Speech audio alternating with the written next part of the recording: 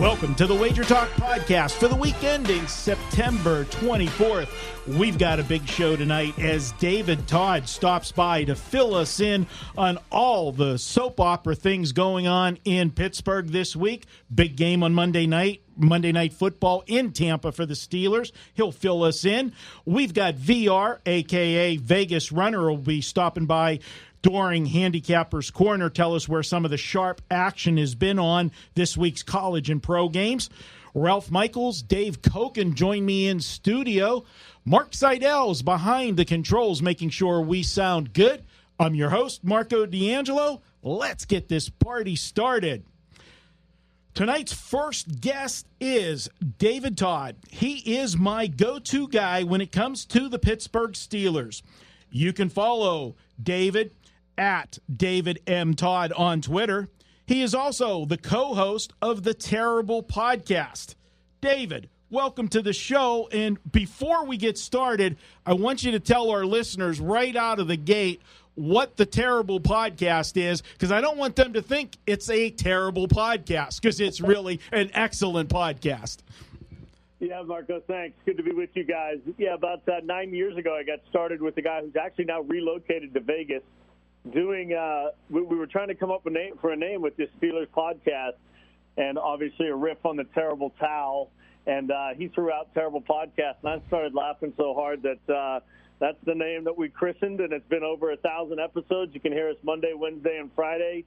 You can find us on Spreaker and iTunes and on the site SteelersDepot.com. So we're out there for about an hour 3 times a week. David,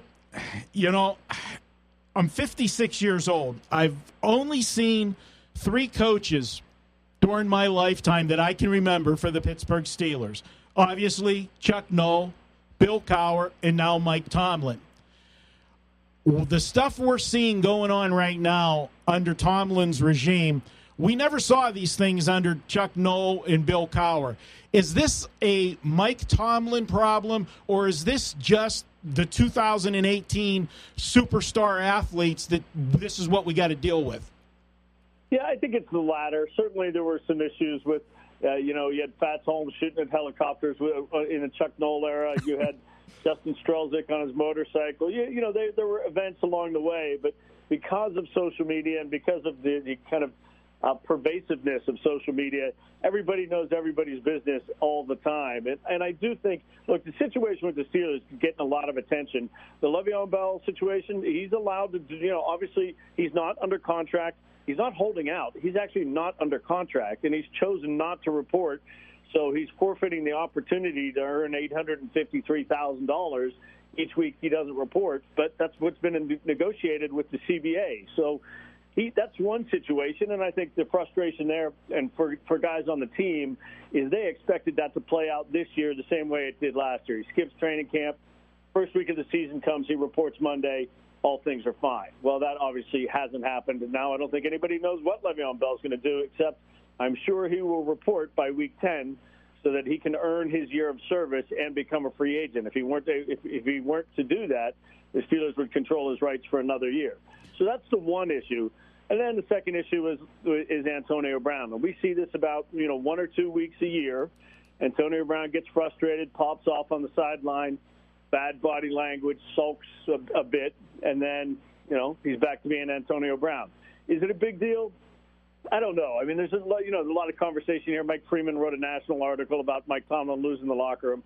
I don't think that's the case at all. He's got a bunch of core guys in that locker room who are solid guys. They're all frustrated with the fact that they've started as poorly as they have, particularly on the defensive side of the football. Tomlin disciplined, air quotes, whatever that means, Antonio Brown. I'm sure he'll be ready to go in the spotlight Monday night. Look, he is the prima donna diva receiver, but at the end of the day, nobody works harder than Antonio Brown, and I'm not sure there's been a better receiver in all of football the last 5 years. So the Steelers will put up with a decent amount of BS that comes with that great production. Hey, David, Ralph here. Let me ask you a question about going back to Le'Veon Bell. Let's say he comes in and wants to report Week 10. Since he's not under contract, can the Steelers just say, no, we don't want you, and we'll just take you next year?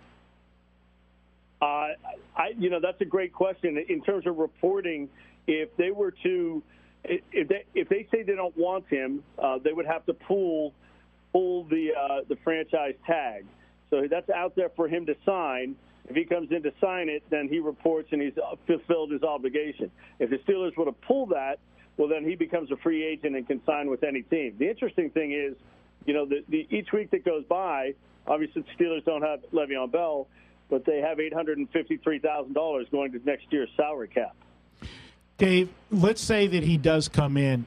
With the things that happened after going into the Cleveland game, you had the line almost to a man, the offensive line, were very vocal about their displeasure of what was going on, and some unkind things were said.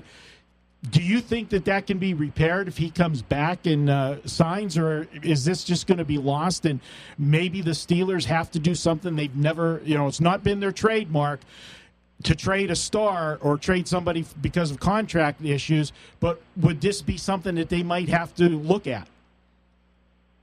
Yeah, look, I think I think these guys are adults, and particularly the guys on the offensive line in the Pittsburgh locker room are probably the most mature group in there. So, Le'Veon Bell comes back and ready to go to work. I think they'll be welcome him with open arms. I don't think the Steelers, particularly as we move along here, look, we're already into week 3. What's somebody going to trade to get Le'Veon Bell now? If it takes him a couple weeks to get into football shape or ready to go, and what are you going to give up for that with knowing the guy's a free agent at the end of the year? So I just don't see that as a likely path. Looking at the Steelers from day one of training camp, I have been harping to everybody that would listen that the Pittsburgh Steelers defense is horrible right now, and it's going to be bad. We saw the difference at the end of last season once the injury occurred to Ryan Shazier. They have not been able to replace him, and he's not the type of player that you can just replace. I mean, he was the heart and soul of that, that defense, and without his leadership on the field and assignments, blocking schemes, and everything else, the team looks lost. And now it was magnified last week without Joe Hardy, but what do you see moving forward with the Steeler defense? Is it fixable, or are we going to have Ben throwing the football 60 times a week, which is just not a formula for winning football games? Well, it's going to be interesting because they have simplified the pass defense this week because, as you mentioned, Hayden was out. He'll be back this week, and there were so many kind of missed and blown assignments. It's week 3. This has been a refrain with the Steelers defense for 3 or 4 years now. Just blown assignments, miscommunication. And one of the things in signing John Bostic and Morgan Burnett in the offseason was that these two guys were bright guys, very good communicators, who called defensive signals, and they would help in this process. Well, it hasn't helped so far, so we'll see what happens. The short answer is yes, the offense is going to have to win football games for this team. The defense should be better than it's been, but I don't have great expectations. And you're right, the Shazier thing is not easy to replace. I think they made a massive personnel mistake last year when they signed Sean Spence off the couch because he had been a former Steeler and inserted him in the starting lineup, and that didn't go well this offseason. We'll see with Bostic. He hasn't been the big problem on this defense. They've just been getting torched. The guys up front aren't getting home, and the guys in the back aren't covering well enough. So the answer is it fixable? I expect it to get better. Is the offense going to have to score a lot of points? Absolutely. 2 injury updates I want to get from you. DeCastro and Hayden. I called him Hardy by mistake there. I'm thinking about 84 Lumber back in Pittsburgh from my days. There you go. Joe Hardy. But how about the injury update on those two? Are we going to see both of them this week? Yeah, I don't think you're going to see DeCastro. He didn't go today. He's got a hand injury, and there's a fracture there, and I imagine him not going today means he won't go this week. Marcus Gilbert didn't go today, the right tackle with the hamstring, but we'll see what tomorrow will be a pivotal day for him tomorrow. And then I do think Hayden went full today. I expect him to be ready to go. I thought there was a chance actually Joe was going to go last Sunday, and the Steelers certainly looks like they could have used him. As a fan, man, if you're a Steeler fan and you've just watched what Mahomes did, and you're looking at Fitzpatrick coming down the gun Monday night, you certainly can't be feeling great about going into Tampa with their weapons, because their weapons are almost as good as the Chiefs. As a fan, is the fan base more disappointed in a 0-1-1 start, or Bell not being there and the performance of the team as a whole? I think it's pretty tied together. I think the fan base. I said this is, if you're a Steelers fan, I said this is the greatest thing in the world. You have a team that's pretty good. Generally, has made the playoffs each of the last 4 years. I think they're over that time. They're 45-19, so they're winning a lot of games. And you have a dramatic storyline every week. And if you like to complain at the water cooler on Monday, you get that. You can complain about Mike Tomlin. Every week there's just something different with this team. But there are plenty of people who are also just pissed off at the whole situation, and certainly that 0-1 start exacerbates all of it. Well, David, this is a Vegas show, so we're going to put you on the spot. The look-ahead line on this game before last week's games were played, the Westgate had the Steelers a 3-point favorite for Monday Night Football.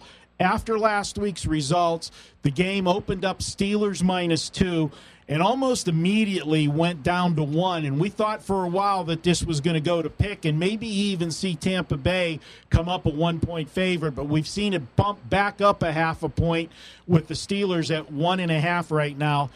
How do you see Monday night's game? If I gave you a $500 free bet, where would you be putting that on the Monday night game? The Steelers, Tampa, the over, the under? What would you go? Well, I have not. I'll tell you, I've been against the Steelers the first 2 weeks of the season, so that has paid me. Tell me again where the over is right now, because that's certainly where I would be if the over is not 53-54. I'd be going over.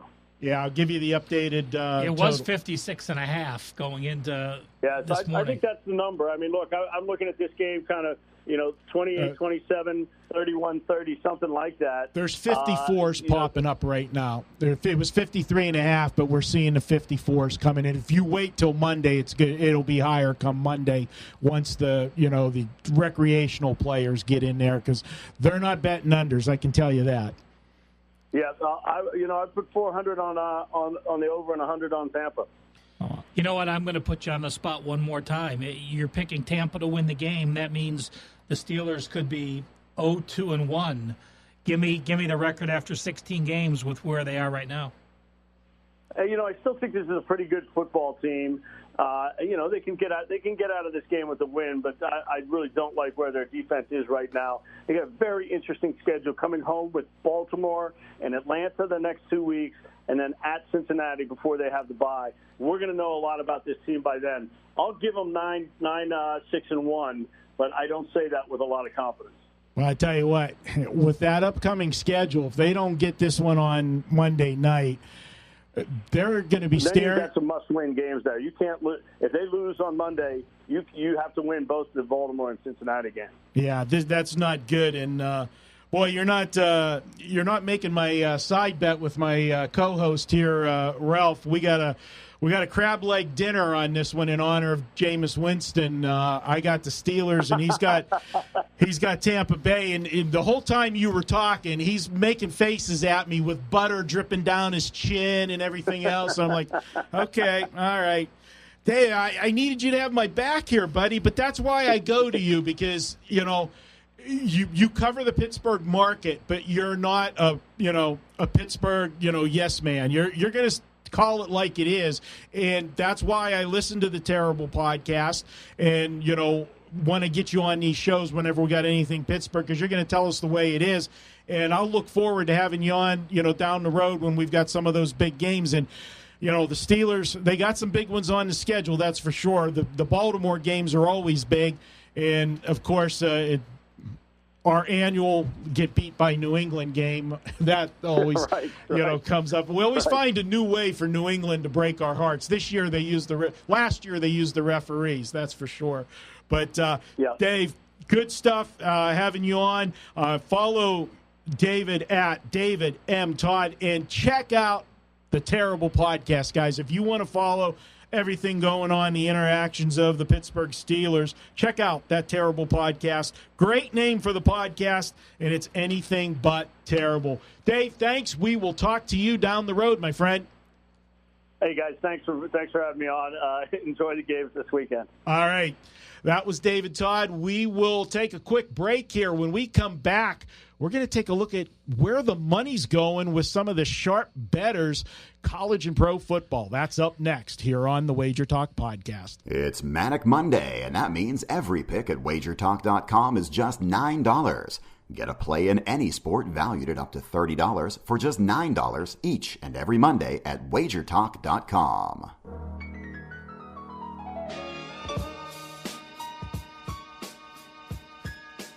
Welcome back to the WagerTalk Podcast. You know what time it is. It's Handicappers Corner.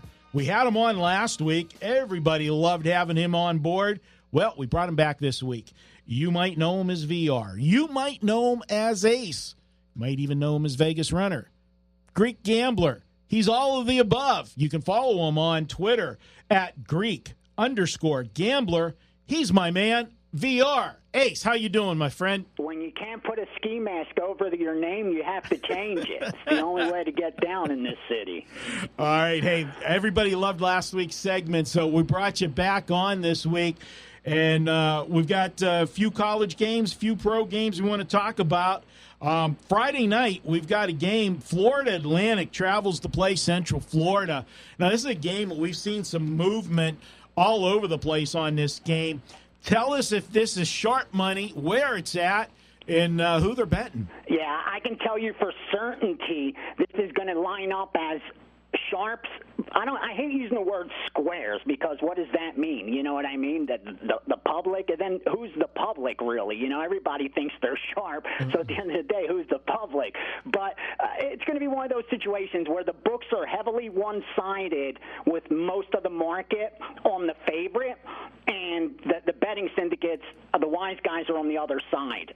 They came in Florida Atlantic. Every time a book went to 14, someone snatched it up. There was even 14.5s out there, and they ate them all up. I mean, I even saw accounts lay minus 120 to get 14 on Florida Atlantic, and usually they won't do that unless it's a key number, around a key number, which 14 isn't, especially in college football with a total in the 70s.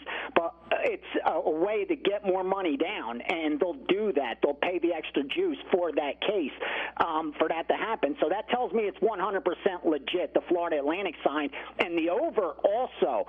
Sometimes when the total's that high and you expect, public money to also follow it, you may think it's a case of them getting out ahead of the market. We're going over 72, and if it goes up to 77 or higher, we buy it back and we have a nice 5-point middle. Well, I don't think that's the case. I think the over is legit as well. They just expect a high-scoring game, and this has the makings of one for sure. And, Central Florida, they could put up points, and if Florida Atlantic's going to cover, according to the sharp money, they're going to have to put up points as well. So I kind of agree with that also, but don't be surprised if that total starts coming back down, because I've done this long enough now to know when you have a 5-point middle on a number, they do it automatically. They're going to buy it back. It's not even they could love the game, and it's just out of force of habit they're going to buy some of it back just because you're putting up so little to middle a game. So don't be afraid if you see the line coming back the other way on the total. I can tell you for certainty, Florida Atlantic and the over is the hot sides on that matchup. VR, in this one, because this has moved so much, Chris opened this up at 67. That was gone immediately. What was the common number that they got the most of their money down at? Great question. Up to 71 was where everyone was hitting it till it reached 71, 71.5, a couple guys. But then a couple days later, a group that had already gotten down, and they were one of the first that got down at like 69.5, they went over 75, for limit bets. And that's why it went up to 77, and now it's coming back down because this group came in at 75, which surprised me because, again, they got in at 69, so you would think there's a 5-point middle there. They're going to come back the other way. 6-point middle, no, they put more on it. So, and I haven't seen them come back the other way. So I don't know whether it's a case of someone really loving that over for that team, for that group, or what. But that's a rarity to see that happen. And, I'd love to see them score 100 points. I'd take a percentage of it. But I was just that's why I'm almost with 100% certain that both are legit as they come, Marco. Great question, because they did hit it till that 75. Somebody did for sure. VR, let's move to the Big Ten. And, Mr. Kaki up there all of a sudden has a lot of love behind him after crushing SMU and Western Michigan with Patterson at quarterback. Nebraska, what do we make of him? The freshman sat out last week in a loss, and now he's making a road start at Michigan. Talk to us about the Nebraska-Michigan game, especially the total.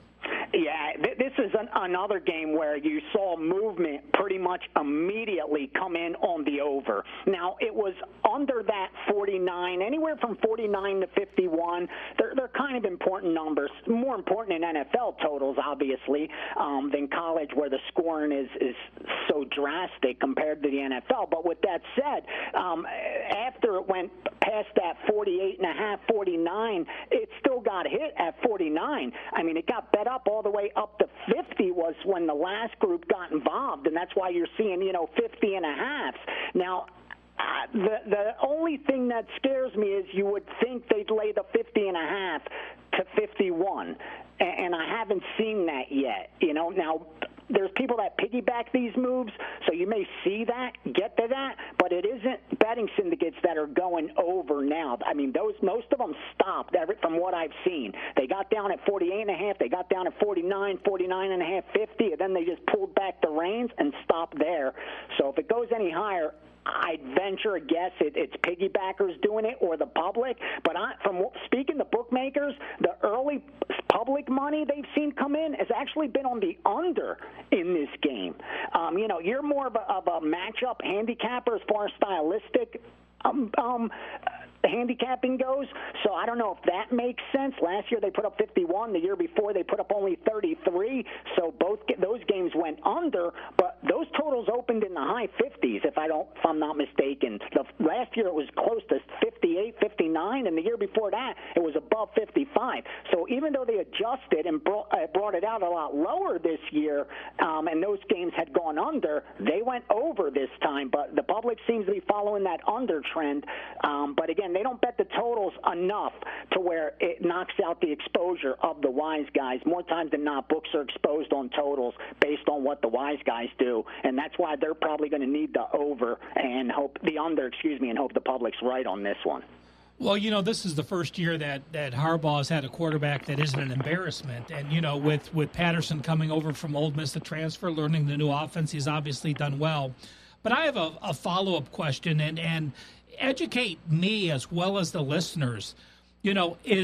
Is 80 or 90% of the sharp money always early hits on Monday, Tuesday, or is it spread out during the week and we just feel those early hits because the line jumps so much? I'm so glad you asked that. That's one of the questions I never get asked, and there's always a misconception that, sharp money, the smart money always bets early. It's the market bets late, and at the end you can't beat the market because the market's always right at the closing number. And I could tell you, nothing could be further from the truth, because, and I'm telling you this because I watch the plays come in. Like I say, I want a videotape behind me so people could see how it goes down. Most of the action doesn't come in as early as people think. The totals are where they're trying to get in early because there's a race to the over-unders. On the sides, there's never a rush, more times than not, unless it's an injury and they want to get out ahead of an injury or suspension, something along those lines. But totals is where they come out early. But the problem is most books are afraid to put out totals. If you see out here in Vegas, they're offshore for 24 hours before most books up here even hang it up. And the reason for that is because they pound totals 4, 5, 6, 7 points sometimes. You see the lack of confidence that's sports books have moving the line that much. You know, I mean, back in the day, you'd have to bet so much more to get that kind of movement. Now, limit bets, and they're moving it. I mean, their risk management these days is like nothing I've ever seen. And getting back to answer that question, most of the totals come in around midweek, meaning Tuesday, I believe you start seeing numbers come up offshore, and a couple games will get hit. But most syndicates don't want to tip their hand until more books have numbers out there. Now, because they use off-screen books, and most of the money goes through local bookmakers and not the big books we see on screen, when those locals have lines on totals, these guys will start betting Tuesday, Wednesday, Thursday. You know, most of the totals are done by then, except some on Saturday that have been knocked out of whack by the market. You know, the market will move a line way too much, and these guys then will come in and get involved. Most of the time, they're done firing their totals by tomorrow morning. There may be a couple late moves, or they'll double up on a game, triple up on a sign, but it's usually right then. Tuesday, very little. Wednesday and Thursday, the majority. Sides, most of the sides come in late. I mean, like I said, unless they're trying to get out ahead of an injury. And what I mean by late is that the lines have been up for 3 days a lot of times before they get involved. And then some of the biggest positions, their strongest plays, meaning the ones they put the most money on, don't happen until game day, believe it or not, especially in the NFL, but also in college football as well. That's where a lot of sides start getting hit, and that's where the manipulation comes in, where early in the week they'll put in small limit bets because their limits are low, and they'll get a line move in one direction, and then on Saturday end up betting the opposite side off screen.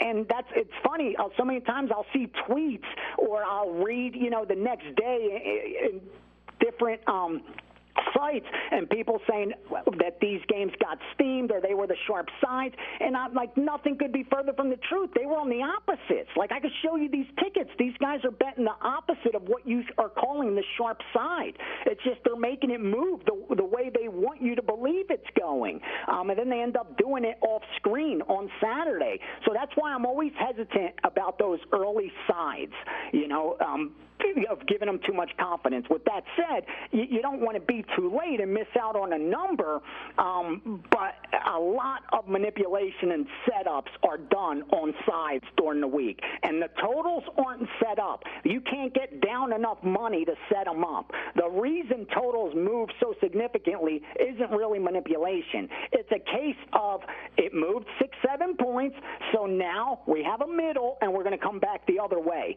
It's not a case of them liking the other side, or they set this total up, because the limits on totals aren't that high. It's not high enough to be able to manipulate the market to that degree. So most total moves are legit. The only problem is if you're piggybacking it, a lot of the value is gone most of the time, and you're buying somewhere in the middle, and they end up with tickets on both ends. So you have to be very cautious piggybacking those totals. That's why I give out totals, but rarely do I make them my biggest bet, because I know most of the guys that are going to follow me probably aren't going to get that number that I have in my pocket, or these guys have in their pocket, and I don't want people taking the worst of it. I always say you're better off passing than taking the worst of it. If I give a total, it's because I'm confident that they're willing to take a point and a half worse, and they're actually doing it.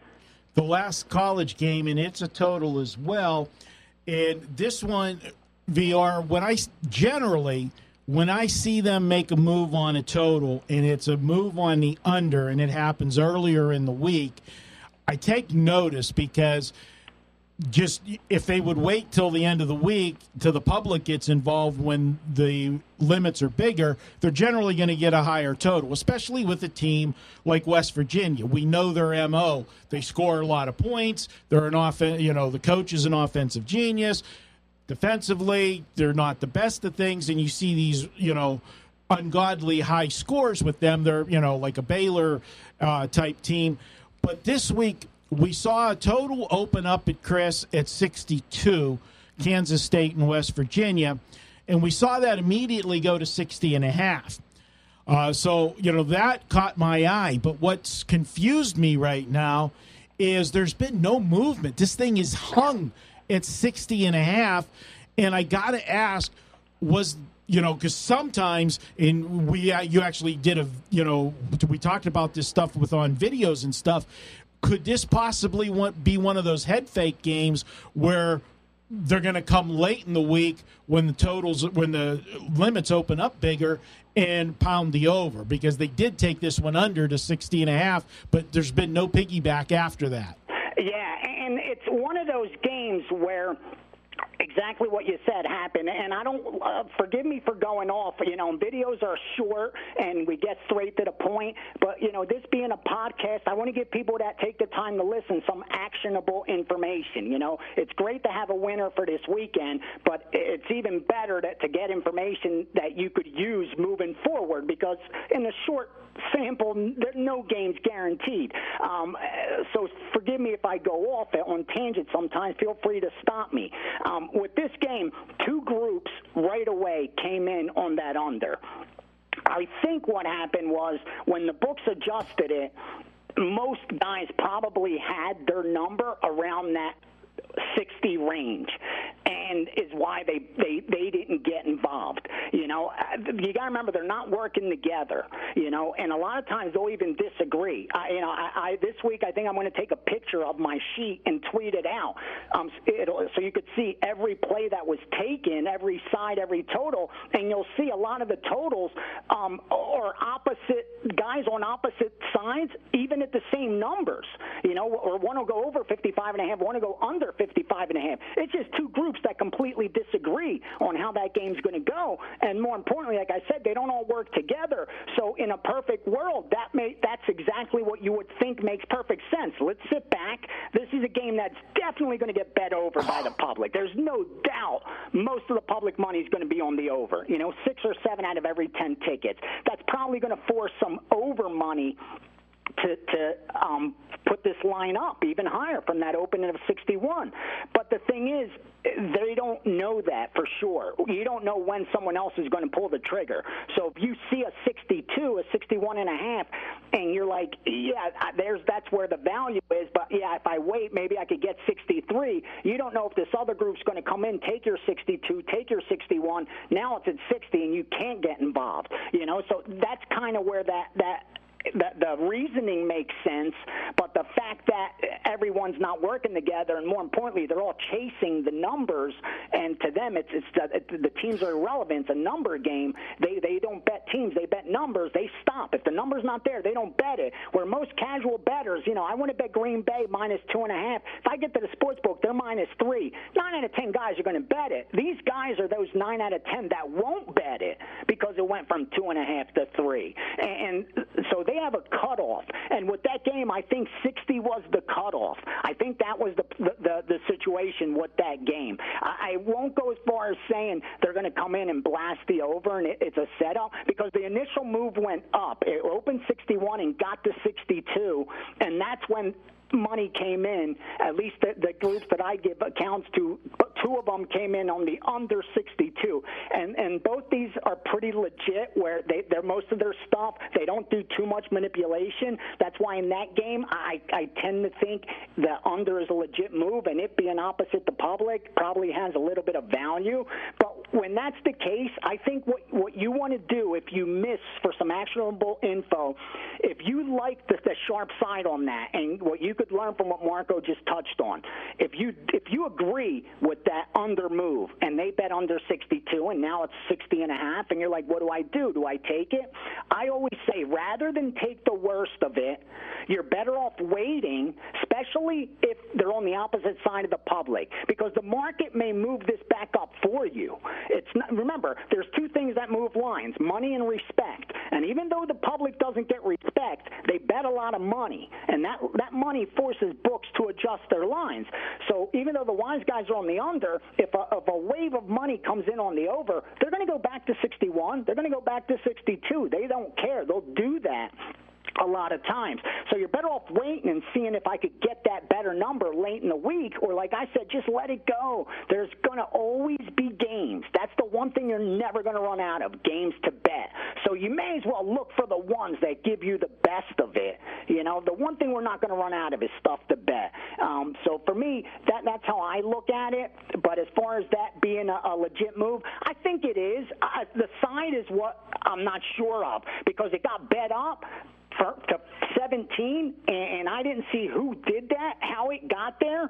But now, as we're talking, one of the groups that I have that popped up on the instant message, they're looking for 17, plus 17. So if there were 17s on your screen, they're about to disappear within us taping this podcast, because everyone's out there looking for Kansas State plus 17. That's on this, IM that I'm on with.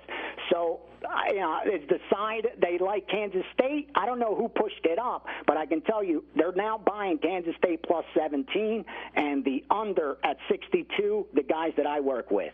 VR, let's switch gears over to the NFL, and I can tell you that no one in Carolina, Atlanta, or New Orleans thought they'd be trailing Tampa Bay at 2-0 while they all sit 1-1. That adds importance to this New Orleans-Atlanta game. And I'll tell you what, Drew Brees, as a dog, is now 56, 38-5, 60%. What's the money doing in this huge NFC South rivalry? Yeah, what a game, man. This is one I'm real excited to watch. And,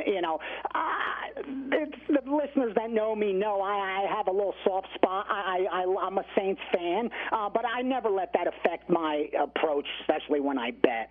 Here's what I can tell you on this game. At least the money so far from the recreational bettors, and most don't bet until Sunday. They want to see how they're going to do tonight, tomorrow, and, of course, on Saturday before they tie up their money for Sunday, so most of it hasn't come in. But books start to see parlays and teasers from the Thursday night game, Friday night game tied into Saturday and Sunday. And so far, those that are tied into this game are pretty much balanced. Good two-way action here. Now, probably Atlanta's going to get the money because they're playing at home and where this line sits, and no one's made money betting New Orleans this year, and more importantly, they look terrible, losing to Tampa as double-digit favorites and barely surviving Cleveland, again, almost as double-digit favorites. But the wise guys, I'll tell you this for sure, because it's multiple groups, took the Saints at +3.5, took the Saints at +3. That's why you're seeing now 3 and even money at the sharper spots. Even 3, Atlanta's 3 plus 105, I think, at Pinnacle. So you got to lay 125 to get New Orleans there at 3. These guys are definitely on the New Orleans side, and I couldn't agree more. Yeah, I'm not here to give picks, but with that said, here's the reasoning. I could tell you right now why they're on New Orleans, and I knew they were going to be on them. That's one of the games I was 100% sure they were going to bet. And the reason is simple. Coming into the season, 2 of the NFL groups I know very well. And the one guy actually let me see his power ratings prior to the season. And I swear to you, he had New Orleans right under New England, with New Orleans being like on a neutral field, not even a half-point dog. So they're real high on New Orleans coming into the season. They were very high. And if I know one thing about how wise guys that win long-term work, is they don't adjust based on small sample sizes without it being warranted, meaning there's an injury, there's a suspension, or weather involved.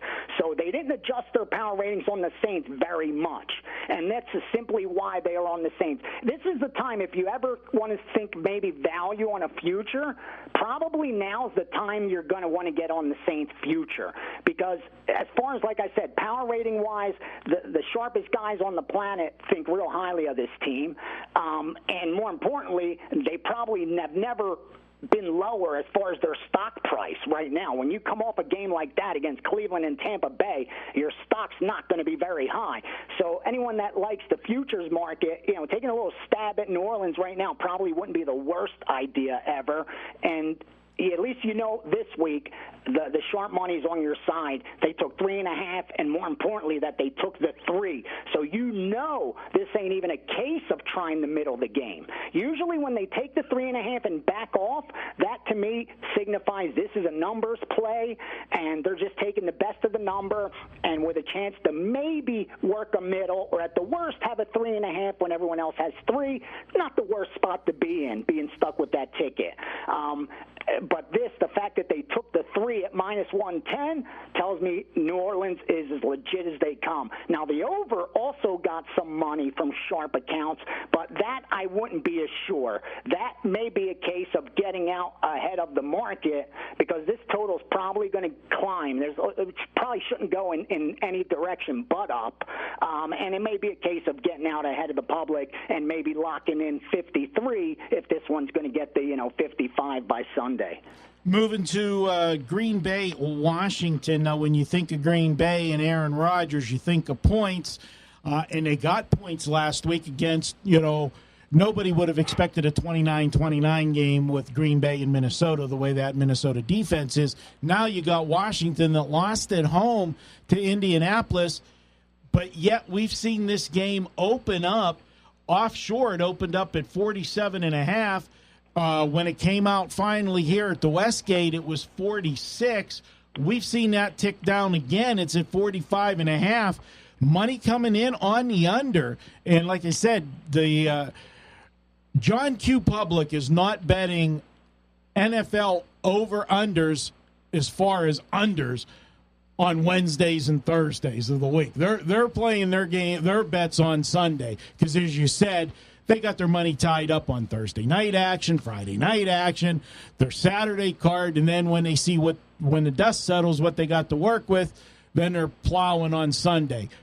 Tell me if I'm wrong. This got to be sharp money on the under. You're 100% on the money, and more importantly, what you just said is 100% on point. If you see Green Bay under money early, unless Rodgers is hurt for sure, or it's the cold tundra of December and they're expecting below 0, then it's a legit move. And in this case, Rodgers isn't 100%. We already know that. But I don't think that's the reason. I mean, they didn't play last year. They played the year prior. Not the same teams, I get it. But if you remember, they put up 66 points in that game. Washington put up 42 at home. They hung up on Green Bay. So for this total to be going down when they know they're going to get over money come Sunday, it's definitely wise guy money. Pretty much most of the groups, can't say all of them that I have NFL accounts for, bet the under. But I have a surprise for you also. When we spoke last night, it hadn't happened. It just happened not long ago this afternoon. Washington ends up getting hit. The Washington Redskins at home as home puppies get bought up at +3, and that's why now you're seeing 3 even money and 3 +108 at Bindle. So you could get plus money at -3 on Green Bay right now offshore, or at the worst even with them. So you may see some 2.5s by tomorrow morning because it's a legit move. They really like Washington in this game, and they like the under as well. It kind of seems, if that's not contrarian against Green Bay, nothing is. But I can tell you, these guys don't bet contrarian. That doesn't even cross their minds. They're simply, what information do we have? What do our numbers say? How much money can we get down at that number, and is it worth locking our money up? That's all they think about. And not, they're not even concerned where anyone else is betting. So for that, as far as that game's concerned, yeah, the under's 100% a wise guy move, and like I said today, Washington became one as well. And these guys don't win like that. They could go Green Bay and over. It doesn't mean anything. They ain't 100%. That's for sure. They ain't even 70% or 65%. But they win more than they lose. And the guys that win more than they lose like Washington +3, and they like the under 47.5, 47 as well. Our last game here in the NFL for the segment, and to me, this is the pros versus Joes games, or sharp versus squares. And let me just guess what you're going to say. Well, you have a Kansas City team that's 2-0 straight up in ATS, Everyone is excited. Mahomes has set a record with 10 touchdown passes. Oh, my God, the public loves Kansas City. But wait, this Kansas City team has allowed 508 yards per game their first 2 games. They got outgained by 176 yards and 26 yards in each of those 2 wins. And they're the first team in over 20 years to allow over 31 first downs in back-to-back games. They've allowed 33 first downs in back-to-back games. I can only guess the Sharps are going one way. Dude, if I knew as much as you do about these matchups and teams, I'd be dangerous, a killer. The stuff you pull out, you're 100% right, dude. This is one of those where exactly like you said, pros versus Joes, call it what you will. Kansas City's going to have more recreational bettors on them than the books want. That's for sure. The fact that all books haven't gone to 7 so far shocks me. And the ones that have gone to 7 are making you lay a pretty price to get it with San Francisco. And the reason they're doing that is simple. I don't know whether word got out or a couple guys pulled the trigger too early and bought it up at -120, bought the half point. But the buy for San Francisco +7 is a red alert from every group I have access to. Any 7 that's on the board, they want. And the fact that a couple guys obviously laid -120 to get it, jumped the gun, doesn't make me too happy because it's now made the books think twice before going to 7 and letting us get it at, -110. But, everybody works differently, and some groups are willing to do that.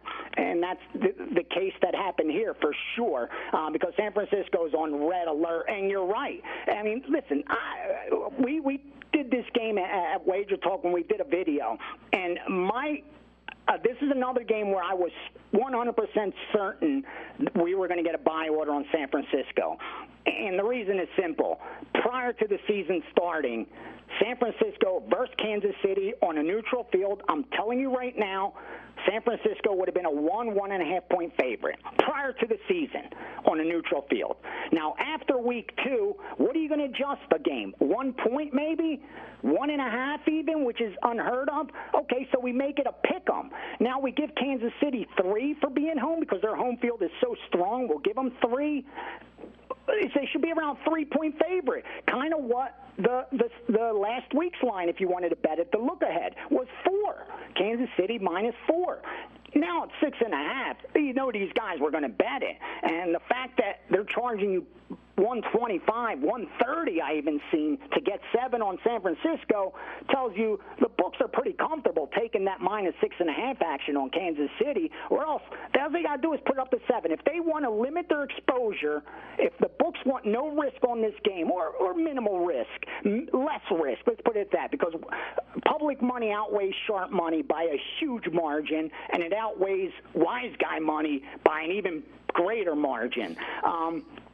So with that said, the fact that this is now from 6.5 and they don't want to give you a 7 where they could just put 7 up there and they know all the betting syndicates will come in and take the +7 and let them limit some of their risk. They're not doing it.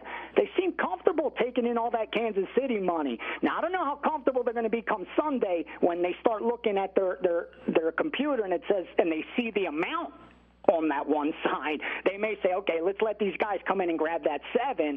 That's what I'm waiting to see. Are they going to do that? Will they be forced to go to 7 by the public? Because not only is all straight bets going to be on this, but all teasers as well. If this was a Monday night game or a Sunday night game, it would be worst case scenario for the books. They'd have half the tickets written on the outcome of that game that were live, at least. Any live ticket would the result would be on the outcome of that game, either teased or parlayed. So they got lucky that it's a 10 a.m. game and, it'll get money, but not the money it would have if it was later. But it's all one-sided Kansas City from the public, and I'm telling you now, win or lose, every group that I have access to that wins long-term bet in NFL won San Francisco at +7. I'm interested to see if they'll give the green light to lay 120, so I could go ahead and go do that and get it over with, because I don't know. I don't know if books are going to go there at -110. So far, they've resisted.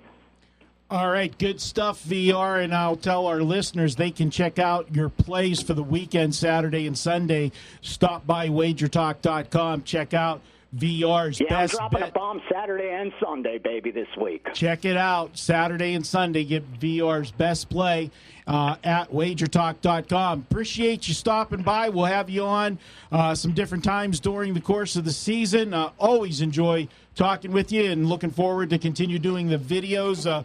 Good stuff this week. You have our listeners go ahead. If you haven't seen them yet, we've got 13 videos we did this week in studio, and VR was on several of them. Check it out at WagerTalk.com. VR, I will talk to you down the road, and we are going to take a quick break here. When we come back, we are going to preview our college lineup. Every Tuesday, WagerTalk.com offers a best bet selection from its hottest handicapper. It's a great way to introduce yourself to WagerTalk.com with a big best bet winner for just $2 on $2 Tuesday.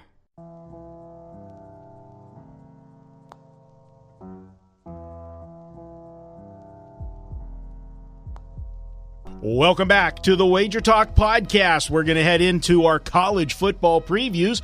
Before we do, I want to tell you about a special offer from uwager.eu. Get a 70% welcome bonus of up to $1,000 using promo code WT70. That's WT70 when you sign up, and uwager.eu will put up to $1,000 sign-up bonus into your account. Guys, it's college football, and we're going to head into Friday night action. An interesting game to kick off the Friday night action. Got Washington State at USC. Going to start with you, Dave. Washington State, we see this every year. They're one of these guys that they don't schedule anybody early. They look good, but then we just don't know how good they are. We've seen USC couple games. We saw them against UNLV. They couldn't stop the run. They pulled away in the second half. Saw them against Stanford. Not too good. Their offense couldn't get going. And then, of course, last week, Texas handcuffed them the whole game. Well, they got off to the early lead. 14-3. And then nothing after that. Just got killed after that. What do we make? What do we know about these two teams? Well, we don't know that much about Washington State, except that, as you said, they're basically the same team they are year after year. So they're going to be dangerous in games. They probably won't have the physical talent to win certain matchups. This could be one of those, but when I watch, look, I'm not. Some people think I get joy out of this aspect of it. I don't. I'm not that mean-spirited a guy. But Clay Helton's in over his head. Okay, that game plan, and I tweeted this last week during the game when it was USC leading 14-3. And I said I don't like their game plan at all. And it eventually, if you're running the wrong game plan against a talented team, it's going to get you beat. So it did. And the other team scores like 34 points in a row. They are putting way too much responsibility on the shoulders of this freshman. Daniels is a talented kid. He's going to be a good quarterback. But run the damn football, will you? And don't just give up on it because the other team stops a few runs. You've got to commit to running the football. They're just not doing it. They're running only as... It's like a knuckleball pitcher who throws a fastball every once in a while just to keep the hitters off guard. But he's going to be throwing the knuckleball all the time. Well, it's become the same thing with USC. They're predictable on offense. They're going to throw constantly. And Daniels has got a good arm and lots of talent, but he's just not ready to be doing that, to have that kind of much say in how the offense is dictated on the field. Their game plan was awful against that Texas game. And if he comes with the same game plan, Leach is going to figure out a way to defense it. To me, it's that simple. Now, the spot here is definitely a USC spot. You're getting, well, some of the value is gone from the line now because it's gone up to 4.5. But the early value was on USC because the spot does favor USC. The early stats don't. Okay, that's the problem.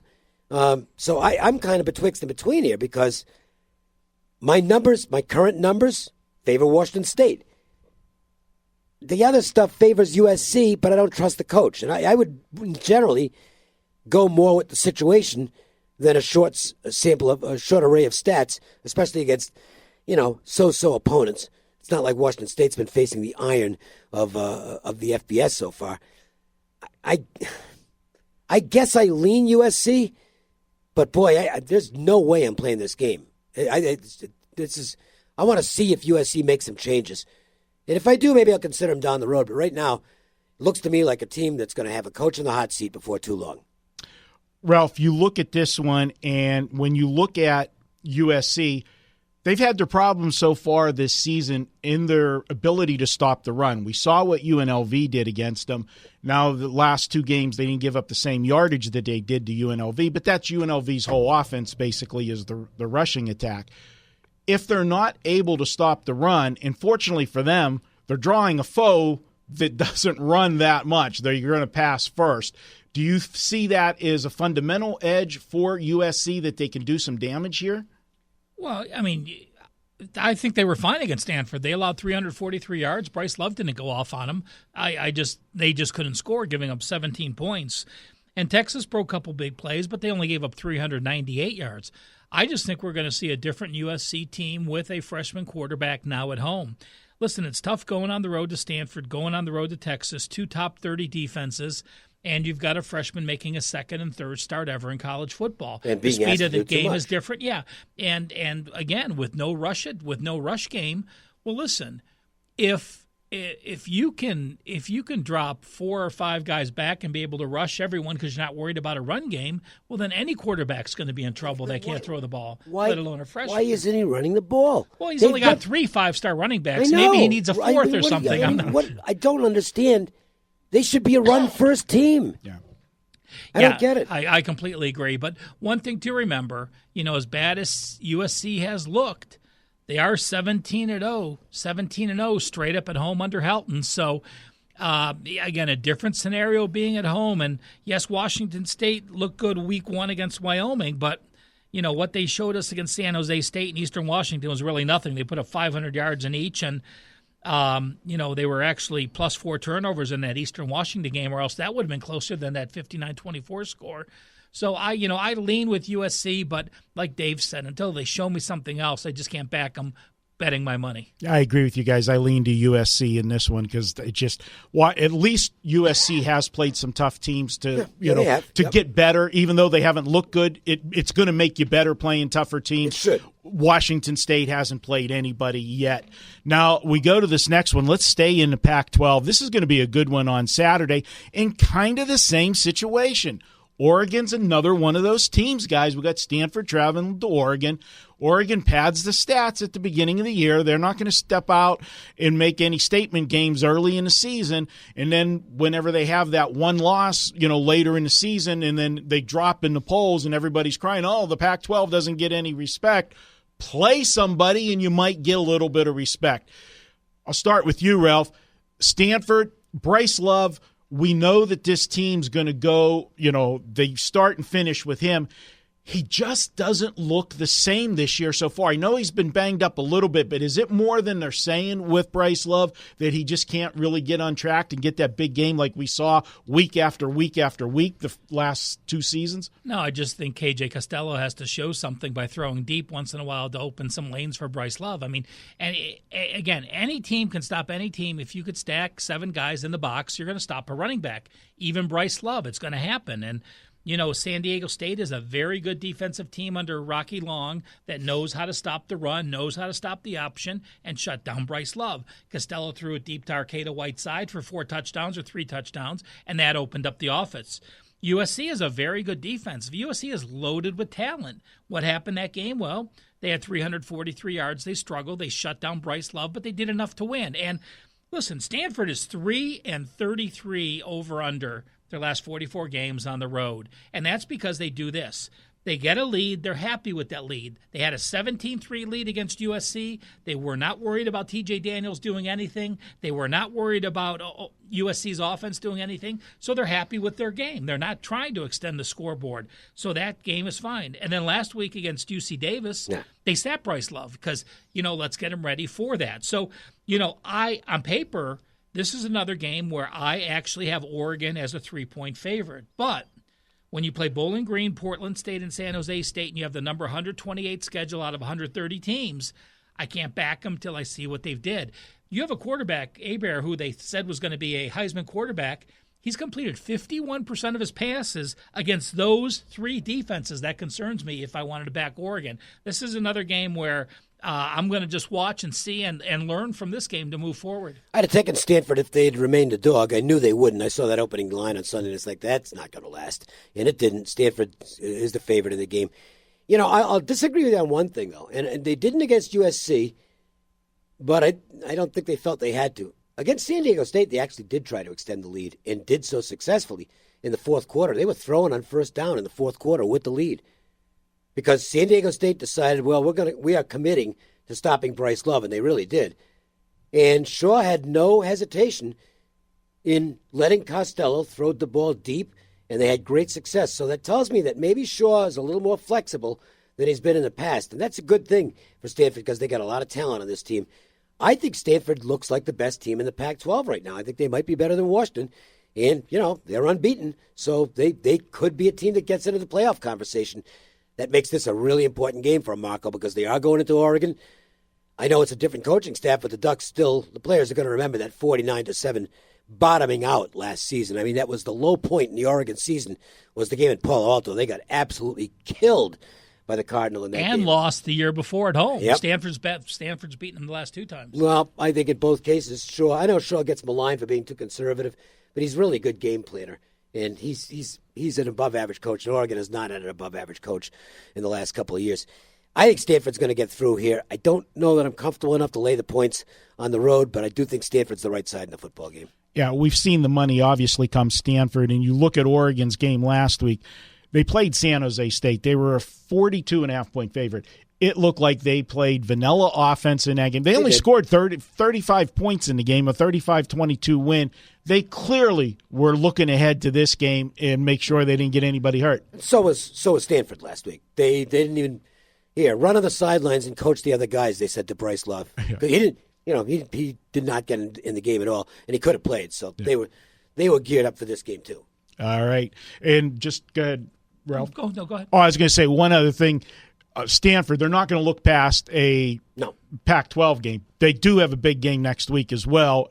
Always for them, the rivalry with Notre Dame. So, going to be this is one of those ones where if you get Stanford this week, it might be the spot to look again. To look on the road at Notre Dame when they go there and get Notre Dame.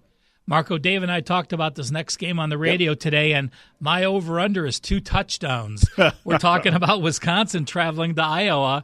What do you make of this Badger team that has struggled running the ball, which has been what they've been good at for a decade?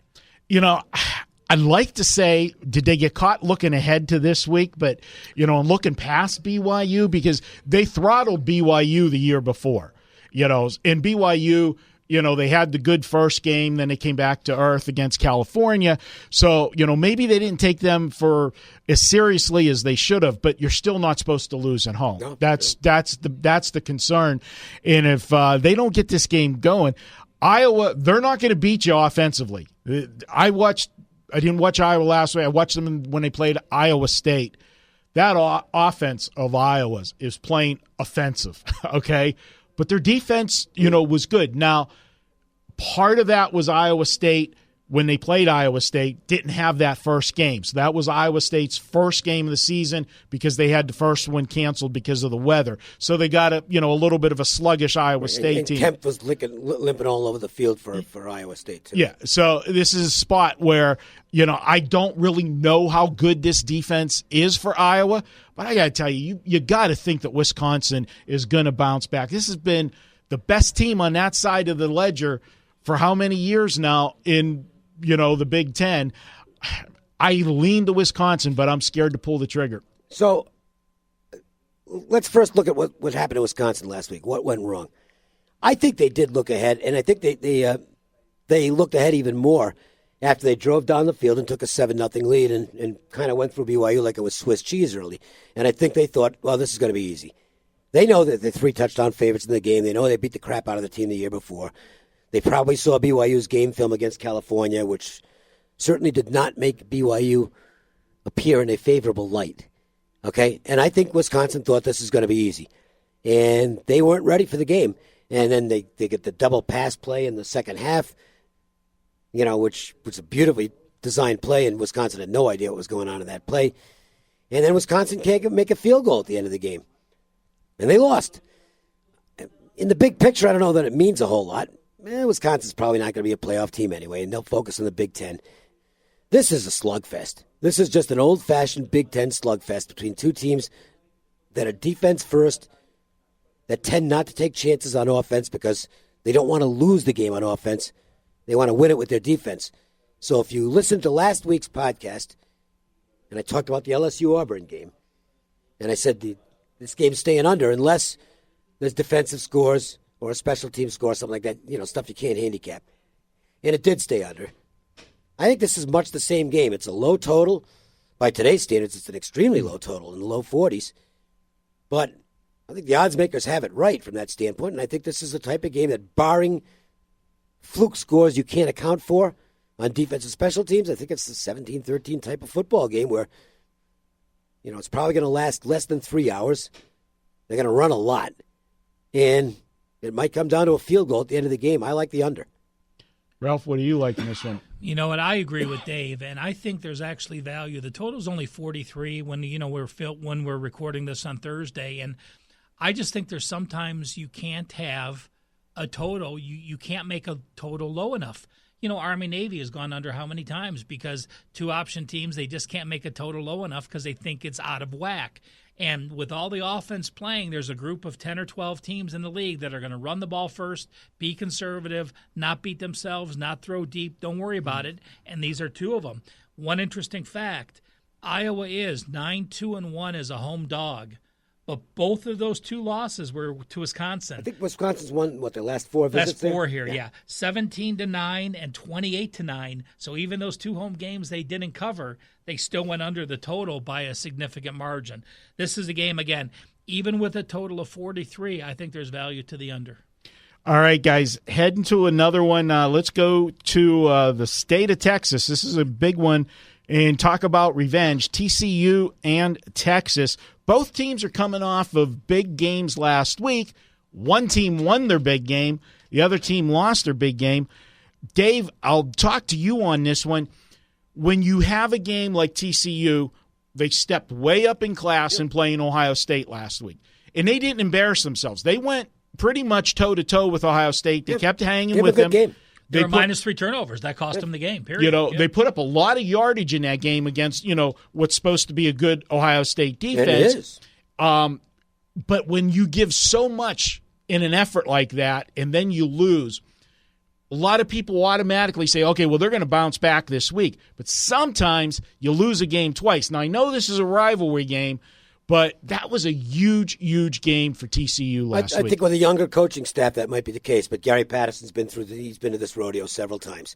Okay, he knows how to handle a team and get them prepared for the next game.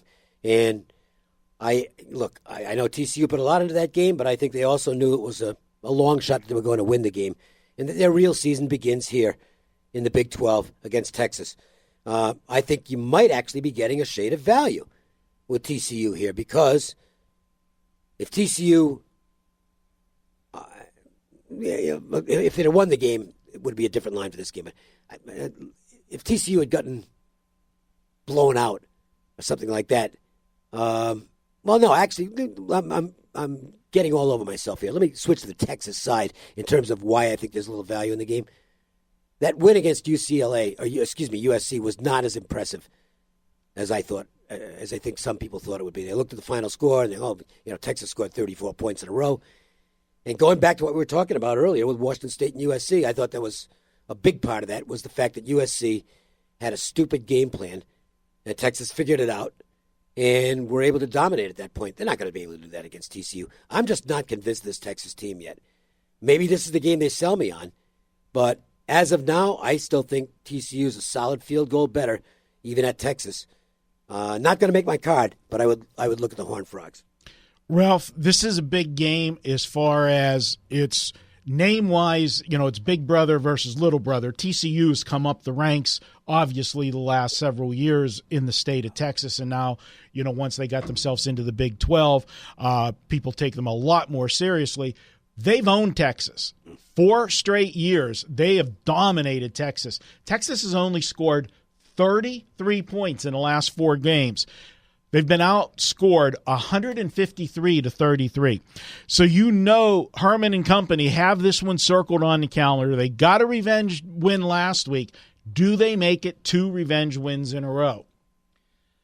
You know, I think that last week's results lead to who I'm going to favor this week, and that's TCU off a loss against Texas off a win. You know, I'm a Herman fan back from the Ohio State days, and you know, yes, he did well at Houston winning those big games, knocking off Oklahoma and Florida State and doing what he did. But, you know, I don't consider USC a big game. I mean, yes, it was a big game. Yes, it was sold out. Yes, it was on national TV. But you're playing a freshman quarterback on a second straight road game off of their conference opener against their rival. So to me, you know, and they only finished with a 398, 317-yard edge. Like you said, Dave, it wasn't that convincing. You look at the yardage, and it was not a 37-14 final. No, and then USC gave up in the fourth quarter anyway. They just basically quit. You know, Texas is a conservative team. It's as conservative as it gets. They're 4-14 over-under in conference play the last 2 years. They're 7-23 over-under as a dog. And to me, this is a game where we saw a lot of high scoring and a lot of big plays, and I think it comes back down. I lean with the under in this one with we're getting value again because of last week's results. All right, well, I'm going to be the only one. I'll be out there on an island. I like Texas in this one, and I'll tell you, I think this, not last week, but this week, this is Texas's statement game. Last week, TCU playing Ohio State, I think that was their statement game, trying to make the step up to the big time. I think for Texas and Herman, this is the one that turns the corner to bring Texas back into, try to get them back into prominence. This will be the first step against TCU. Then obviously when they play Oklahoma in the Red River Shootout, that will be the other statement game for them. But I'm going to go with Herman in revenge. He's always done well in that scenario, and you lose 4 straight times to a team as bad as they did. They've been, to me, this is a game they've had to have circled on their calendar. Can they get it done? We'll see. But I think Texas, after the debacle at the beginning of the season against a very emotional Maryland team, and then I think they were -3 in turnovers in that game, they're heading in the right direction. And I think this is the one where we get them and still get some value, because I think the prices will soar on Texas if they get the win here. So I'm going with Texas plus the points. I'll be out there by myself on that one. That wraps up the college slate for this week, guys. We're going to take a quick break. When we come back, we're going to head to the NFL. We've got some interesting scenarios in the NFL. That is up next here on the Wager Talk Podcast.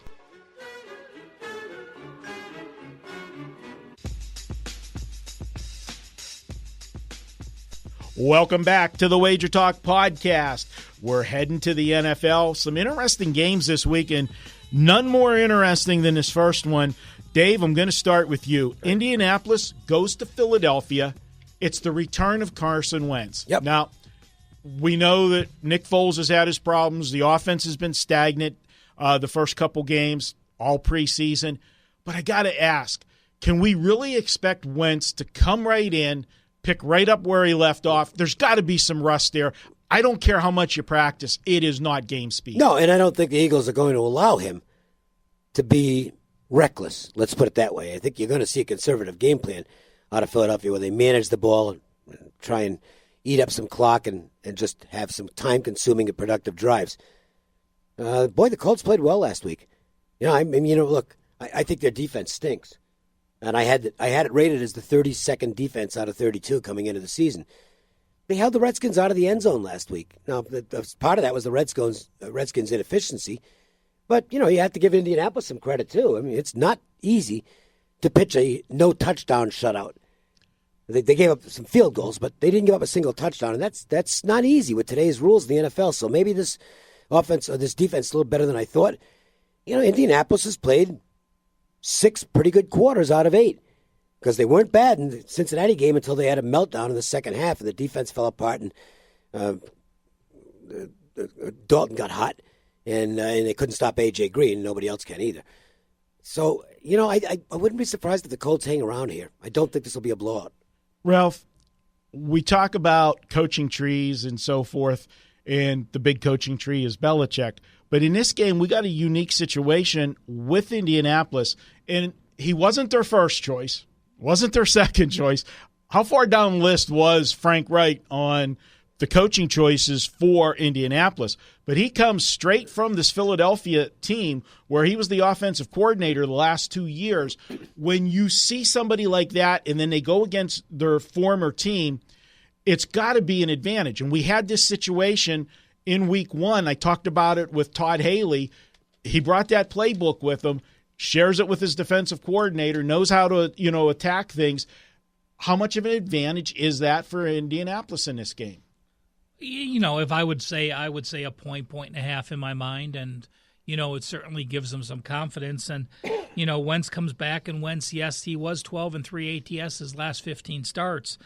But I look at Philadelphia, and I think there's value on the Colts. Number one, this Eagles team has gotten outgained by 67 and 24 yards their first 2 games. Yes, they've won both, and they've covered both, but you've gotten outgained by 91 yards.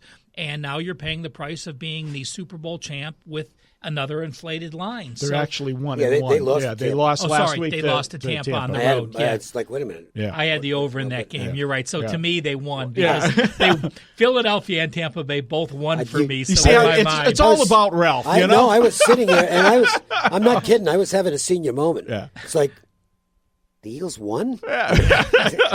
Isn't that the funny thing when you have a total? It really doesn't matter who scores. You're a fan of everyone. Then they score enough and the TV goes off. So my apologies. And the drinks start flowing. But, so Philly's gotten outgained both times. And I think you see an adjustment of getting the new offensive, having new offensive schemes. Now you're having no quarterback continuity because first guy who started the next 2 games, now your injured guy is in. So to me, I actually, you would think with the OC playing his old team, you like the over, but in fact, I lean with Indy and the under in this game, and I just think Philly's defense is going to play better than they have been, and I think Philly's offense, Dave said it, they're not going to put him in any position that can potentially hurt him, so it'll be a very vanilla-type offensive situation. Yeah, I agree. I like Indianapolis plus the points here, and I'll tell you, I'll be on the side of the books in this one. Dave, this will be a game that the books are going to need as far as teasers because they're going to. There's a couple games on Sunday that are going to be so one-sided on the teaser plays. They're going to need one of these 6.5 point dogs to jump up and win outright. The way things have gone so far, one of them will. A little stat for you, and I got this one from buddy Gil Alexander. 32 games so far this year in the NFL. If you blindly tease the dog, we talk about we talk about there's certain numbers where you tease the dogs. But if you just blindly tease the dogs, you had a winner on a teaser in 28 of 32 games so far. And last Monday night, we talked about it on the show with Chuck Esposito when we did the radio show. Not what the books like to see on a TV game. All 4 sides, over, under, dog favorite. No matter what you teased was a winner. That's never good for the books. And there's going to be a lot of teasers with Philadelphia figuring they will not lose and Indianapolis won't win 2 games in a row on the road. Moving to a team that's on the road, Ralph, Green Bay's at Washington. And you talk about, I'm a situational guy. You can't get a worse situation for Green Bay than you've got this week. This is a team that opened the season national TV, Sunday Night Football against the Bears. For the Bears, that's their number 1 rivalry. This was Green Bay-Chicago is the rivalry, but obviously because of the way the teams have gone different directions, Minnesota's become the bigger rivalry with Green Bay as far as the division goes because that's the team they've been battling with. They play them in the next week. Not only so you have 2 division rivals back-to-back, 2 big rivals, 2 physical games. The Bears were physical. Minnesota's a hard-hitting defense. And then Green Bay's got to go an extra frame and play an entire 5th quarter because they finish in a tie. Now it's got to go on the road and play a Washington team that's coming off what's got to be a little bit of an embarrassing loss. Your home opener, Alex Smith's debut, and they lose to Indianapolis, a team that's had trouble on the road. But I just can't lay points with Green Bay here. Marco, you basically read my notes. I can't agree more. Toughest situation, back-to-back division games. This is really a stat that's semi-meaningless, but, just FYI if you're interested. If you go on the road after tying your foe, you're 1-9 ATS. You were 0-9. The Browns covered at New Orleans, so you could say you're 1-0 if you want to look at it that situation. But again, a tie is such a random thing to talk about after. But Washington off an embarrassing loss. Who would back them? But Rodgers still isn't 100% healthy. Now he's going on their first road game.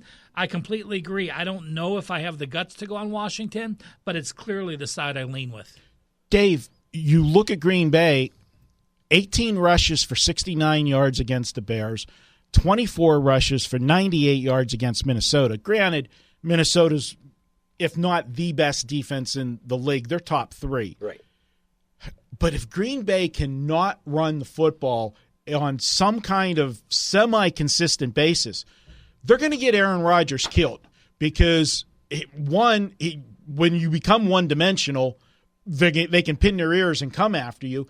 And basically, he's back there on one leg, Dave. He's not going to make the season if they don't get some balance.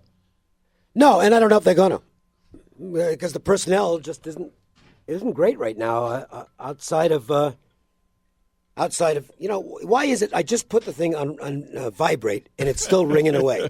Of course, Dave's having another senior moment. I dropped the phone and the volume went back on again. Yeah. And by the way, here's the irony. It's Johnny Detroit. Okay, it is. We're at a podcast, Johnny, okay? Just in case. Hey, we're doing your podcast. Quit texting me, will you? He's Polish, right? So anyways, here's the problem, okay? The Packers, I guess they got to be happy to get the tie. I know they blew the game, but they blew the win, but they should have lost if the guy from Minnesota doesn't miss his last field goal attempt with the Vikings. Yeah, but Dave, I know they had the game. The Clay Matthews play. Yeah, it's not even a game if they get the right call there. That was a bad call. That saved Minnesota. The game's over. But the point that I was trying to make, which had nothing to do with what I was saying, actually, was I don't think they're going to be necessarily in a flat spot here. And I think Rodgers is probably going to be pretty pissed that they didn't put the game away last week. And boy, I mean, and this is something I went back. I'm going to go back and rehash something I said before the season started in the Redskins, which is that I don't think Alex Smith. I think he's a good quarterback. I don't think he's a good quarterback in Gruden's system, which is more of a gambling type offensive system. And Alex Smith is definitely not the gambling type on offense. He likes to get his reads in. He's sometimes late throwing the ball because he really wants to get those reads in. And he just doesn't play the style of offense that Gruden likes to run. I don't think they were a good fit for each other. And they sure didn't look like it last week. And I think this is going to be an ongoing problem for the Redskins. Also, put nothing into that Week 1 game. Because the Cardinals, they're dismal. Oh, my word. I mean, there are a couple of teams in the NFL right now, in Arizona and Buffalo, who look like they unless they play each other, they both might go 0-16. Yeah. Probably not, but I'm waiting for those props to show up on those two teams because there's going to be props on them to go 0-16. I can't back the Redskins. It's either the Packers or nobody. And with Rodgers' knee situation, it's got to be nobody. All right. For me, I'll be the tiebreaker. I'm going to go with I like Washington here. I just don't like the spot for Green Bay. And one thing I will say for you with Alex Smith, I agree that he's not going to excel in this system, but partly due to what you say with the system, but I think the bigger thing is going to be he doesn't have the strong running game that he had Kansas City. I've said it a million times. A good running game is going to make an average quarterback good and a good quarterback great. And he just doesn't have a running game in Washington. That's a problem. Marco, switching gears now, let's talk about Kansas City, the team Alex Smith left, and San Francisco. Yeah. KC has pulled back-to-back upsets since 1999. There's only been a handful of teams that have done that, and they're 8-1-1 against the spread for those teams that have pulled back-to-back upsets in Week 3 after pulling upsets Weeks 1 and 2. That's Tampa Bay and Kansas City. Yes, Pat Mahomes has looked fantastic. 10 touchdowns, set a new record. But I'll tell you what, Kansas City has allowed 508 yards per game. And in the database I have, since 1989, no team in the history of the NFL has allowed 32 or more first downs in back-to-back games anytime during the season, let alone the first 2 weeks. Kansas City has given up back-to-back 33 first downs weeks 1 and 2. That's historic bad. Now they're in their favorites role at home. What do you make of them? All right, you just said all of that stuff about how bad their defense is and how good Pat Mahomes is. And you know what? That's why the public has been betting this game all the way up to where it did. It's starting to come back down now, but I grabbed it at its peak Tuesday night at Stations. There was a rogue 57 out there. I grabbed it, and I took the under with this game. And everybody's looking at what Pat Mahomes did, and look at that score with the Steelers last week. Well, the Steelers have a horrific defense. Terrible. Okay, I've been telling you guys about that since preseason, even before it began. But they fell behind 21-0.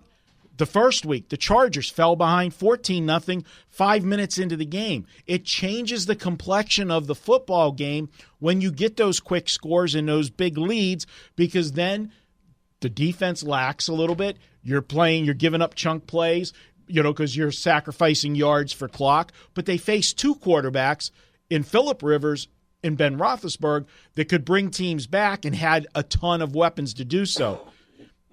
Jimmy G, not the Jimmy G we saw at the end of the 5 weeks last year. He's not going to be able to trade points like that.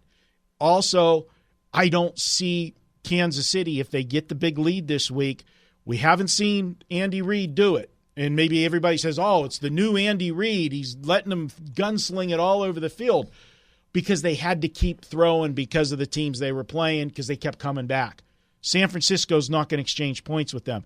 If Andy Reid gets a lead, we'll see the old Andy Reid, and he'll take his foot off the gas.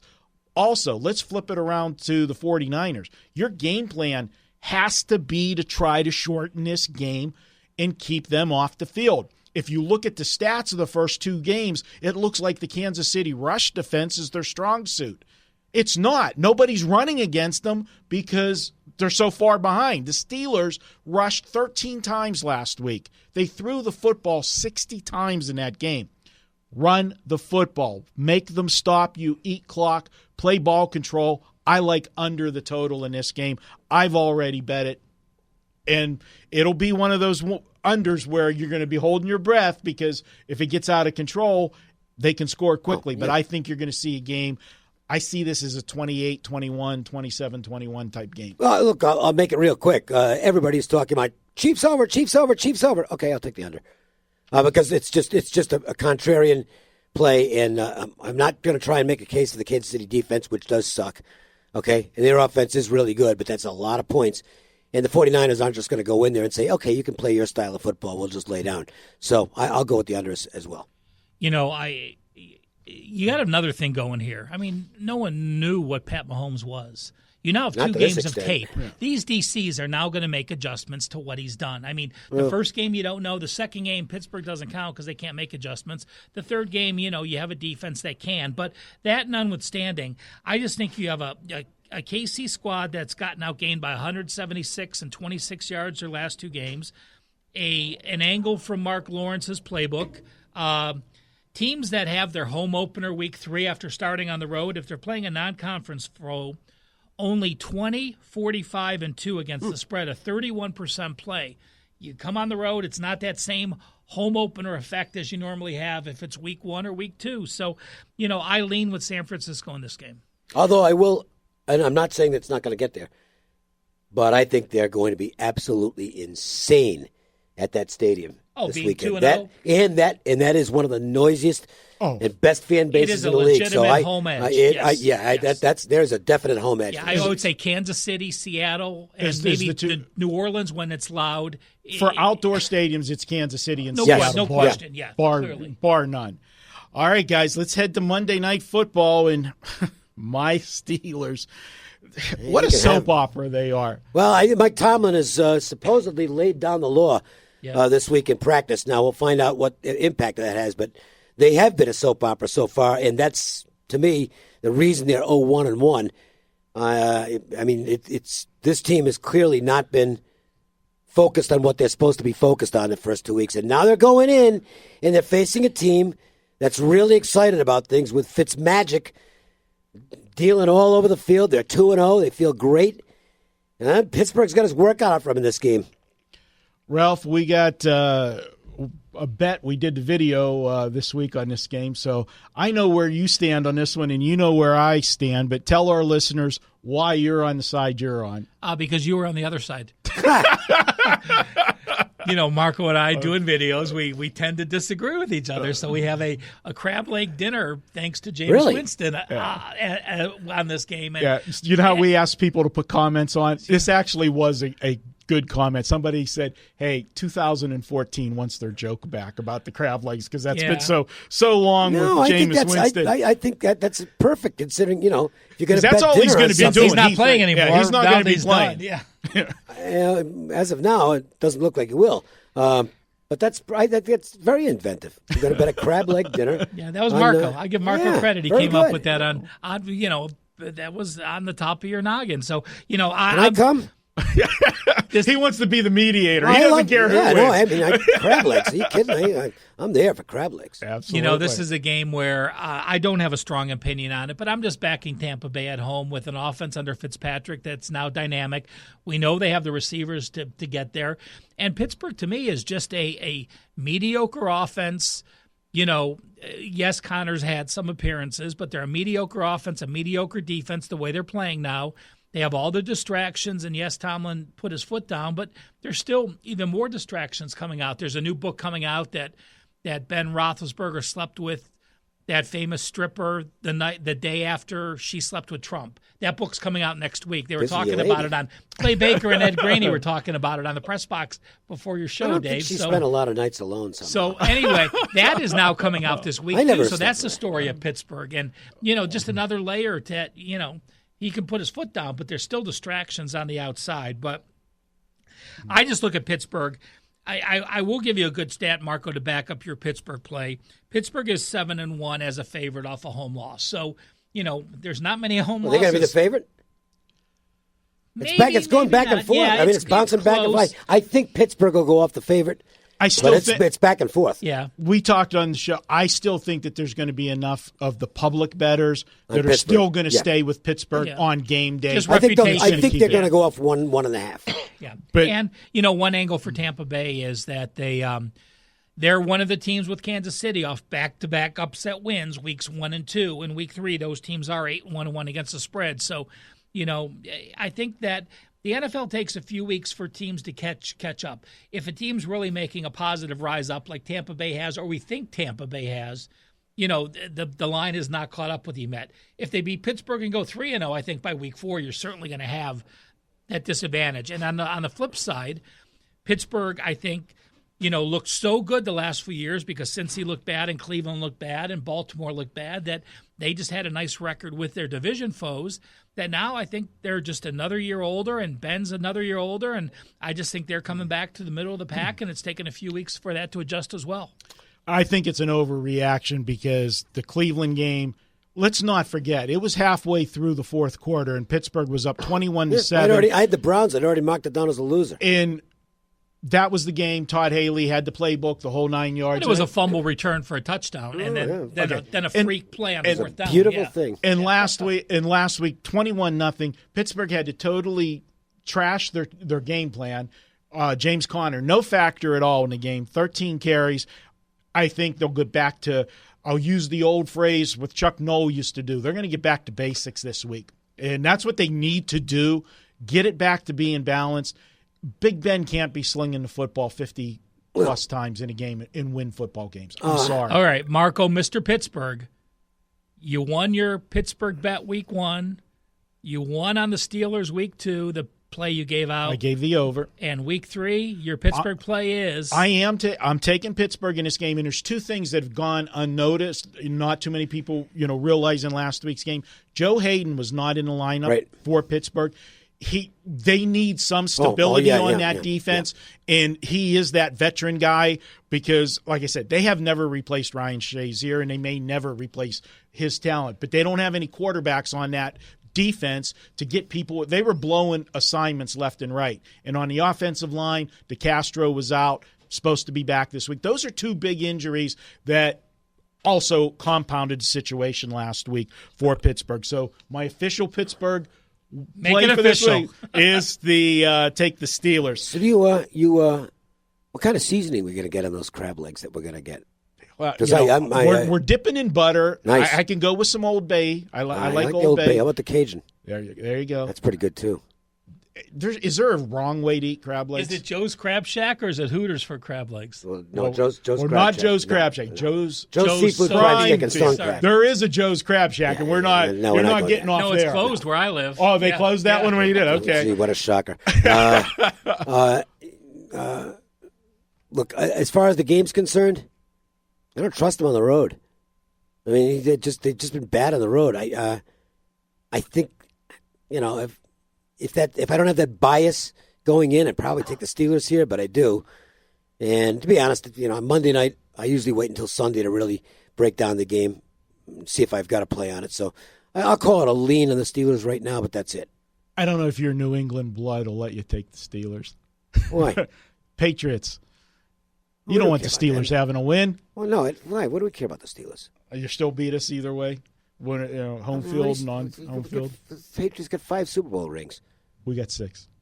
Yeah, those are mostly a long time ago. That was back in the 20th century. I'm old. Yeah, so am I. That's why I remember all those games. That's the bad. I actually remember all those games. Good stuff, guys. Well, we've broke down the college. We've broke down the NFL. Now it's time for best bets. No, I was going to go to another sport. Okay. Oh no, we're going to take a segment. We're going to take a quick break. When we come back, Ralph, Dave, and myself, 3 best bets. Last week we went 2-1. I won't call out the guy that went 0-1. I won. Ralph, Mr. Call Out, Michaels. I wasn't going to call you out. I wasn't going to call you out either, but Dave said he won, and then I didn't want them guessing between the two of us which one had the winner. We'll be right back in a moment here on the Wager Talk Podcast.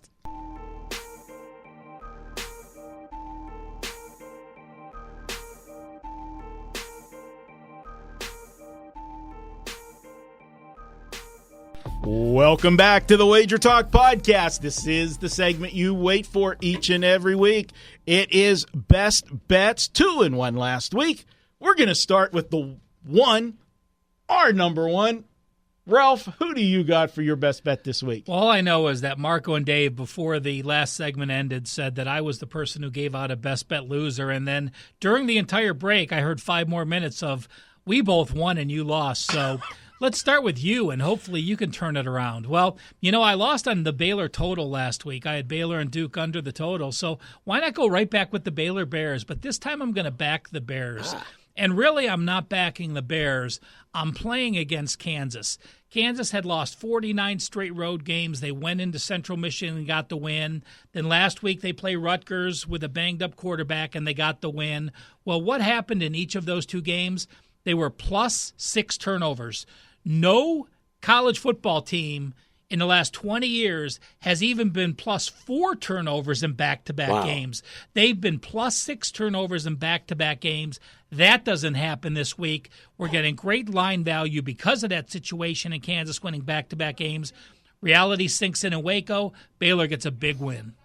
All right, good stuff from Ralph. Dave, you've got a game on Saturday, college football as well. Last week you cashed with an under.